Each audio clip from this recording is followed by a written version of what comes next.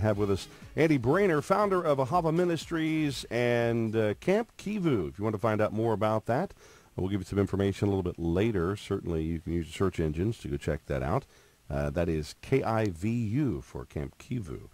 Find out more about that. Today, we're talking about our teenagers. Now, parents, what are your concerns about your teens? Rather proactively, you say, I see some things there. Maybe it's around communication, the whole apologetics issue. Wondering what they believe, maybe as they go off to college or even the public school system, giving them some level of space as they wrestle with certain things, even in their own faith.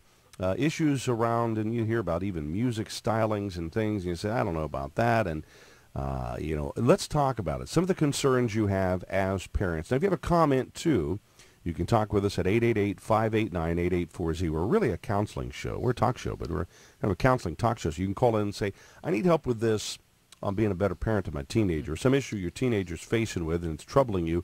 And we'll make up a name if you'd like to go on the air, 888-589-8840. And a great day to ask just even a broad question, a general question. Also, if you have a comment to say, let me tell you a little bit about what I went through with my teen and what was that journey like? Maybe it's something you want to share with our listening audience. We'll take those comments today. I hope to hear from moms and dads on these programs today. Questions, concerns, comments about our teenagers, and it's 888-589-8840. Tim, why don't we have you ask a few more questions here of Andy, and then we'll get into some phone calls today. Andy, I have some stats in front of me. One is 7 in 10 girls believe that they're not good enough or they don't measure up in some way, including their looks, performance in school, relationships. A girl's self-esteem is usually directly related to how she views her body, etc. And those teens are going through those awkward stages where they're just battling who they are and how they fit in. I saw one piece here. It says 78% of girls with low self-esteem admit that it's hard to feel good in school when you don't feel good about how you look. 75% of girls with low self-esteem reported engaging in negative behaviors such as disordered eating, cutting, bullying, smoking, drinking. Some more in here. One of the main factors in teen promiscuity is self-esteem. Some would relate it back to the battle with appearance. Of course, peers. Kids are tough on each other. They develop cliques. Next thing you know, that parents often may have some differences. Maybe it's personality, temperament. Maybe they just don't know how to relate to their kids. And through those teen years, the distance grows between them.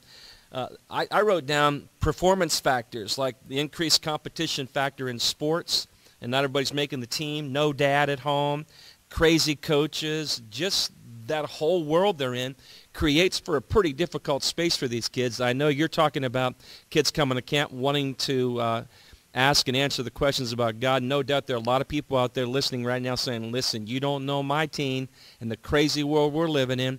But, Andy, here's what's interesting. I found in reading over your materials in your new book, you think that loneliness is the biggest issue facing our kids today. Why do you believe that? Yeah, so all those factors, again, the variable string of issues that you just linked together, to address all those in 40 minutes would be impossible. Yes, all those things crazy. Are issues, and you see it at camp. That's what you see every day out there. All those issues popping up. Yeah, and to think that parents would say, well, you don't know my teen. I mean, I've been doing this for 15 years, and, yeah, I don't know your teen's first name, and I don't know the exact specifics of your situation, but I can pretty well tell in about 5 minutes what's going on. and I've got a pretty good feel on how teenagers will react, and it's not that different. Those issues that you just mentioned are all veneer issues, and those are self-expressions of the core issue, the core problem. If you talk about promiscuity, I mean, the reason why students get into promiscuity, it's a little bit different when you start talking about biology because of the hormonal factors and the post-puberty issues and all those things that are designed by God so that we are attracted to members of the opposite sex. I mean, that's all good stuff. But the reason promiscuity goes awry or goes foul, I think, is that's just a veneer issue of the core of loneliness or the need to be validated.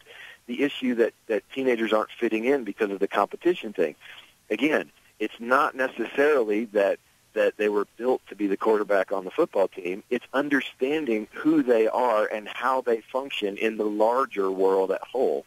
So we spend an incredible amount of time developing an atmosphere where we can find that gift that God has given them. I believe that God has given every person on the planet a specific gift to function here with us for this time in this arena. And so if we can figure out what that gift is and encourage that gift, you see what happens is we elevate the quarterback on the football team to, oh, he must be okay because he's the quarterback on the football team, or the head of the cheerleading squad, or the gold medal Olympian that's in high school, or the musician that's on the front cover of the new album or whatever. We elevate those specific gifts to the top, and we say, oh, they must have it together. Go interview those kids.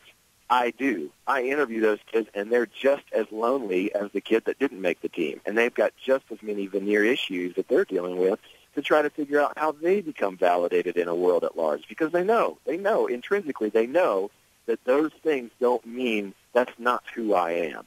So we try to pick out what those gifts are. We try to make sure we've developed an atmosphere at Kivu to encourage whatever gift it is. If it's being the quarterback, we want everybody to cheer for the quarterback. If it's being the singer, we want everybody to cheer for the singer. If it's being the person that just wants to kind of exist in the background and set up chairs and tables and run the sound in the back, we want to encourage that. We want to highlight that. We want to do, as Paul said, fan into flame the gifts that God has given each person. And when we do that, we see students' eyes begin to twinkle again because they feel validated in and of themselves, and they feel validated by a group of a community. So, what's interesting. Go ahead. No, what I was going to say, what's interesting, too, is we find that the number one thing that still makes kids happy is a great relationship with mom and or dad. Every kid needs somebody in their life who's crazy about them, Andy, and I think that's the hunger out there that they're trying to satisfy, and connecting those dots is the challenge. And then obviously, as parents, we're raising them to leave us, and we're trying to give them wings, and it's just a scary journey for them. I know, Jim, you've got a lot of callers who want to get on, and let's go to our calls with Andy. Let's do it. I'll give you a line, too, open at 888-589-8840, 888-589-8840. We're talking about our teenagers. Any questions, comments, parents? Let's roll. 888-589-8840. John is in Texas on line 3. Hello, John. Welcome to the program. Thanks for holding, John. Thanks for taking my call. Sure. I just never understood. Christ saved me when I was 45, and I was raised in a religion, more of occultism. And I just don't understand when we say that 75% of our kids leave the church. I don't think we can train them to be Christians.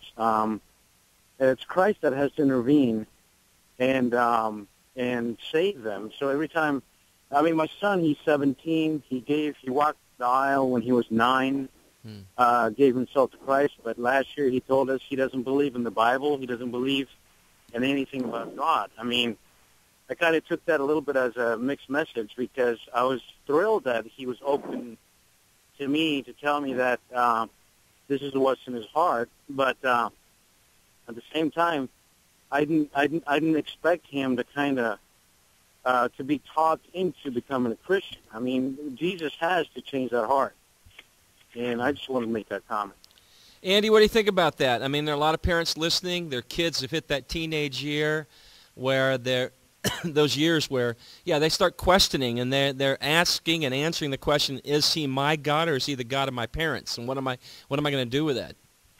Yeah, so John, you're absolutely right, and thank you for your comment. I think you're spot on. It's God moving in the heart of man that draws him to himself. So I'm 100% on board there. Now, how to develop an environment where we can comprehensively talk to a teenager, because I'm looking at teenagers who are, quote-unquote, rejecting the faith because they don't have an intellectual basis in believing that the Bible is true. They go to history class, or they go to philosophy class, or they go to English class in the humanities disciplines, and they're hearing over and over and over again that the Bible is just a fairy tale. Mm-hmm. Yes, I can't train him to become a Christian, but I can say, hey, wait a second, let's take another look at the Bible and see, is this a valid book? Has it been around for a long time? It was written by eyewitnesses of events. It's not just some fairy tale that you find in a religious section of the book. So I think there's a need to help students understand that it's not, you can't just dismiss it because your philosophy professor said, it's a fairy tale. But you're right in the fact that the Spirit has to be called by God. Now, what we do when the kids come to camp, I'm not out there trying to train up an army of Christians. I mean, that's not my goal. My goal is to help students find the answers that they're asking. And so from the very beginning of our curriculum, I say this, and parents, hold on for just a second and trek with me because this is gonna throw you for a loop. I say to them, at the end of this camp session, it does not matter to me whether you accept Jesus or not. At the end of this camp session, if you decide that you're going to be an atheist, wink, wink, wink, I want you to be the best atheist that you can be. But you have to ask the questions, who is God? Who is mankind? How do you know truth? And where are you going to find your purpose in life? And so those 4 questions begin sort of a foundation where we can start asking of all the different religions and all the different belief systems and all the different people out there to engage in a search, you know. And so I'm developing kids that are hungry to learn. Now, they might go off for a while and say, you know, I just don't buy the God thing. And I go, that's great. We can still go jet ski together. We can still go bike together. We can still go hike together and develop a story of relationship together. And as God works in the space between, you know, this particular student and myself, then I'm going to allow that journey to take its full course. And it might mean that by the time they have to wait till they're 40 to really engage and understand who God is. So absolutely, you know, all that to say, I agree with you, John. I just want to set a platform where we're not just losing kids because we're not trying.